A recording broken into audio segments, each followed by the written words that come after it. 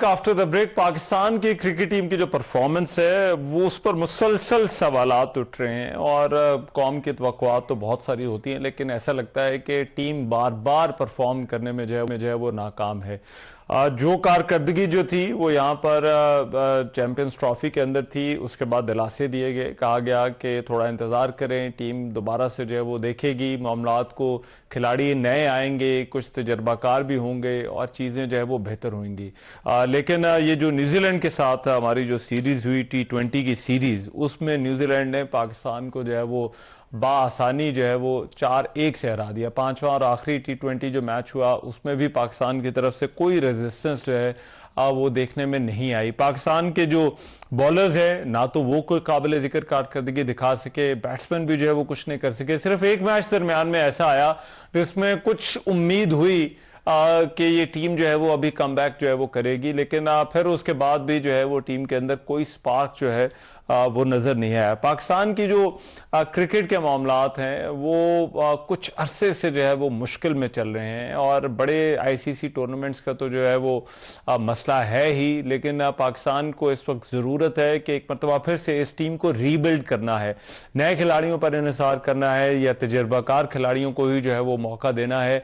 और अगर इन दोनों को इकट्ठा लेकर चलना है तो उसके लिए हिकमत अमली जो है वो क्या होनी चाहिए। हर मरतबा यही सवालात हैं जो पाकिस्तान की क्रिकेट से मुतालिक हर टूर्नामेंट के बाद उठते हैं, लेकिन ये जो न्यूजीलैंड की सीरीज में जो हमारी परफॉर्मेंस रही है, अब उसके बाद एक बार तो आप फिर से टीम वहां पर ही खड़ी हो गई है जहां से जो है वो हमने स्टार्ट लिया था। आखिर क्या वजह है, क्यों बेहतरी नहीं आ रही, इस हवाले से प्रोग्राम में जो है वो बात होगी और हमारे क्रिकेट एक्सपर्ट और सीनियर जर्नलिस्ट जनाब मिर्जा इकबाल साहब इस वक्त जो है वो मेरे साथ मौजूद है, उनसे इस हवाले से हम जानते हैं कि ये क्रिकेट जो है वो ऐसी हमारी क्यों है। मिर्जा इकबाल बेग साहब बहुत शुक्रिया आपके वक्त का। इकबाल भाई, सबसे पहले तो ये बताइएगा को हमने तवक्को तो थी कि शायद कोई बेहतरी आ जाएगी, कुछ नौजवान जो है वो ऐसे नजर आ रहे हैं टीम के अंदर, लेकिन क्या वजह है, आपको क्या लगता है कि ये फिर से एक और सीरीज में शिकस्त T20 के अंदर, इसकी क्या वजूहात है, ये क्यों हो रहा है पाकिस्तान टीम के साथ?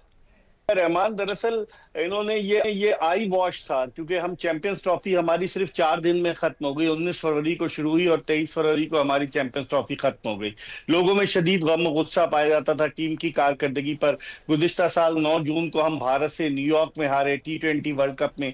तो लोगों के गम और गुस्से को ठंडा करने के लिए इन्होंने एक नई कहानी की कि जी T20 का कप्तान जो है सलमान अली आगा होगा, बाबर आजम और रिजवान को हम ड्रॉप कर देते हैं, हम नए खून को जो है मौका देंगे कि जिन्होंने परफॉर्म किया है। अब उनका इतना एक्सपीरियंस था नहीं, और आप खुद सोचें, इतने बड़े अफलातून बैठे हैं पाकिस्तान क्रिकेट बोर्ड में, क्या उनको पता नहीं कि न्यूजीलैंड की पिचेस कैसी होती हैं? एक नौजवान बैट्समैन के लिए वहां एडजस्ट करना, यहाँ की मुर्दा और बेजान विकेटों के मुकाबले में जहां गेंद सीम होता है, स्विंग होता है, हवा तेज चलती है, बाउंसी विकेट्स हैं, तो वहां ये एक्सपोज हो गए। अब जब ये हाँ। एक्सपोज हो गए तो अब एक नया नारा लगा रहे हैं कि जनाब अली हम इन्हीं नौजवानों पर भरोसा करेंगे। मुझे तो डर है कि कहीं पाकिस्तान T20 वर्ल्ड कप के क्वालिफाइंग राउंड में खेलना पड़ जाए हमें, क्योंकि अब एशिया कप है सितंबर में। एशिया कप के बाद अगले बरस जो है T20 वर्ल्ड कप है। ये सारा केओस मचा हुआ है, right man for the right job नहीं है। जो लोग करीब आते हैं चेयरमैन के पीसीबी में, वो अपने फायदे उठाते हैं। और क्या आपके बॉलर्स की दुर्गत बनाई है अच्छा। टिम साइफर्ट और फिन एलन ने। तो ये शर्म का मकाम है, इनको खुद सोचना चाहिए कि क्या करना चाहिए कि पाकिस्तान क्रिकेट दोबारा बुलंदी की तरफ गामजन हो सके। लेकिन अब इकबाल भाई, अब ये टीम तो है, इसको रीबिल्ड करना है, ये भी कहा गया कि इसको अब थोड़ा जो है वो सही तरह से जो है वो लेकर चलेंगे, सही टैलेंट जो है वो हम तलाश करके लेकर आएंगे। तो ये जो रीबिल्ड करना है, एक तरफ तजर्बेकार खिलाड़ी हैं, दूसरी तरफ नए खिलाड़ी हैं, ये इनका मिक्स कैसे होना चाहिए और फिर इसके लिए क्या तरीका इख्तियार करना चाहिए बोर्ड को? ये बेहतर रास्ता तो यही कि जो नए खिलाड़ी हैं, एकदम से इतने सारे नए खिलाड़ियों को आपने चांसेस दे दिए, और वो भी कहाँ, न्यूजीलैंड में। जो दुनिया की टीमें जो रीबिल्ड करती हैं वो अपने होम ग्राउंड पर, होम क्राउड के सामने, होम कंडीशंस में चांसेस देती हैं नौजवानों को। अब हमारा चूंकि चैंपियंस ट्रॉफी के फौरन बाद दौरा था न्यूजीलैंड का, तो मजबूरन फिर इन्होंने कहा कि लोग बहुत ज्यादा शोर मचाएंगे। लेकिन मेरी राय में रीबिल्डिंग का माफ कीजिएगा, रीबिल्डिंग का असल जी। प्रोसेस जो है वो आपके होम सीरीज में होता है, जहां आप नौजवानों को मौका देते हैं। तो अब देखें, बांग्लादेश आ रही है, इन्होंने उनके साथ 5 T20 रखे हैं, बजाय इसके कि कुछ और रखते, ताकि हम्म। तैयारी हो सके एशिया कप के लिए। अब क्या होता है, वहां किसको आजमाते हैं, इसका इंतजार कर रहे हैं लोग।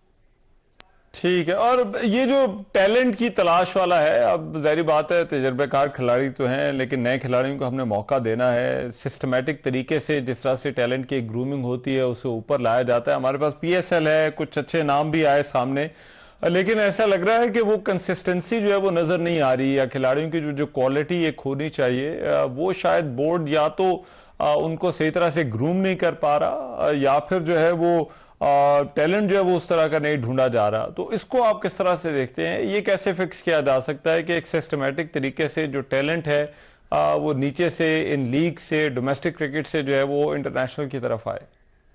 सेलेक्टर जो है रहमान अजहर, वो दरअसल दरअसल तनख्वाह लेते हैं, और वो बैठे हुए हैं, लाखों रुपए माहाना तनख्वाह है। अब इस हम्म। सिलेक्शन कमेटी में 2 आदमी ऐसे हैं जो कॉम्पिटेंट हैं, जो कि पाकिस्तान के लिए जिन्होंने जो लॉरेंस लेकर आए, अजहर अली और असद जी। शफीक। बाकी आप देखें, अंपायर अलीम डार को इन्होंने सिलेक्शन कमेटी में डाल दिया है। उनका क्या काम, वो तो दुनिया के टॉप के अंपायर में होते थे, वो अंपायरिंग के मयार को बेहतर बनाए पाकिस्तान में।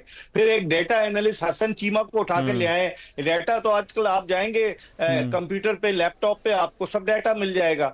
और फिर आकिब जावेद को दोहरी जिम्मेदारियां आपने दी हुई हैं। आपके सिलेक्टर्स जाते नहीं है ग्राउंड पर, जाकर देखें ना खिलाड़ियों की कारकर्दगी का जायजा लें। आप सिर्फ कंप्यूटर पे या लैपटॉप पे बैठकर डाटा निकाल लेते हैं, तो फिर डाटा निकालेंगे तो फिर हाँ। तो यही हाल होगा। मेरे ख्याल में इसकी भी सिलेक्शन कमेटी को हम्म। रीवैम्प करने की जरूरत है, प्रॉपर तरीके से। अब आकिब जावेद उबूरी कोच हैं, आप एक परमानेंट कोच बनाए ना। आपने 2 हाँ। गैर मुल्कियों को बड़े धूम धड़क्के के साथ लाए थे और उनको बड़ा इस्तकबाल किया था, उनको आपने भगा दिया। अब आकिब हम्म। जावेद काफी अरसे से हैं, तो इनको चाहिए कि इसको रीवैम्प करें। नकवी साहब इस तरफ तवज्जो नहीं देंगे तो साबित टेस्ट क्रिकेटर्स वो अपने मफाद के लिए काम कर रहे हैं। आप देखेंगे 5 जो है वो मेंटोर्स बने हुए हैं, वो कौन सा टैलेंट लेकर सामने आए हैं, हम्म। कोई उनसे पूछे? लाखों रुपए महाना ले रहे हैं। तो ये देखना पड़ेगा PCB के चेयरमैन को कि अच्छा। कौन से लोग उनके आसपास हैं और किन लोगों को वो क्या जिम्मेदारियां सौंप रहे हैं। लेकिन इकबाल भाई, असल तो इशू देखिए परफॉर्मेंस एवेल्यूएशन का है। शायद कहीं ना कहीं हमें ऐसा लगता है कि जो एक्सपीरियंस खिलाड़ी है उसको कहां तक मौका देना है, और जो नया खिलाड़ी है उसको कहां तक जो है वो मौका देना है। तो ये जो परफॉर्मेंस एवेल्यूएशन है, अकाउंटेबिलिटी है, ये फिर आपके ख्याल में इसका कोई सिस्टम जो है वो हम क्यों नहीं बना सके, या फिर ये फैसले हम लेने में जो है वो ऐसा लगता है कि हम कहीं दरमियान में जो है वो देख रहे होते हैं या कंफ्यूज होते हैं कि ये फैसला लेना है या नहीं लेना है? हमारे सामने रहमान 2003 के क्रिकेट वर्ल्ड कप की मिसाल सबके सामने है। 2003 में जो साउथ जी। अफ्रीका और जिम्बाब्वे में हुआ था, जब पाकिस्तानी टीम बुरी तरीके से हार गई थी, वकार यूनुस कप्तान थे, तो पूरी हाँ। टीम को रीवैम्प किया गया। सईद अनवर चले गए, फिर शुएब अख्तर, हम्म। वसीम अकरम, बेशुमार क्रिकेटर्स चले गए, और फिर उसके बाद नए लड़कों को चांस दिया गया। तो आपको कड़वा घूंट तो पीना होगा। हम्म। अगर आप ब्लैकमेल होते रहेंगे कि आप सीनियर प्लेयर्स को ड्रॉप नहीं हम्म। करें, क्योंकि उनकी कंपनीज हैं, उनके एजेंट्स हम्म। हैं, वो सोशल मीडिया पे कैंपेन हम्म। शुरू कर देते हैं, उन्हें हीरो बनाकर पेश करना शुरू कर देते हैं, तो जिसकी वजह से क्रिकेट बोर्ड बैकफुट पर आ जाता है। तो कड़वा घूंट पीना पड़ेगा क्रिकेट बोर्ड को। अच्छा। Right man for the right job जब तक नहीं होगा, ठीक। ये मामलात नहीं सुधर सकते। राइट, ठीक है। बहुत शुक्रिया। मिर्जा इकबाल बेग हमारे साथ मौजूद थे, सीनियर जर्नलिस्ट, बात कर रहे थे इस वक्त टीम के साथ जो है वो क्या मसले हैं असल में, क्योंकि टीम की जो परफॉर्मेंस है वो ऐसा लग रहा है कि मुसलसल जो है वो खराबी की तरफ है। बड़े टूर्नामेंट्स, चैंपियंस ट्रॉफी हुई, उसमें भी हमने टीम की परफॉर्मेंस देखी। उससे उसके बाद अब ये जो न्यूजीलैंड वाली सीरीज थी, इसमें कुछ उम्मीद थी कि थोड़ा शायद कहीं बेहतरी हो, क्योंकि तवक्कुआत थी, कुछ नए लोगों को जो है वो चांस दिया जा रहा है, लेकिन उसमें भी हमने देखा कि कोई खातर खा जो है वो कोई तब्दीली नहीं आई, बल्कि वो 4-1 से जो है वो पाकिस्तान सीरीज हारा।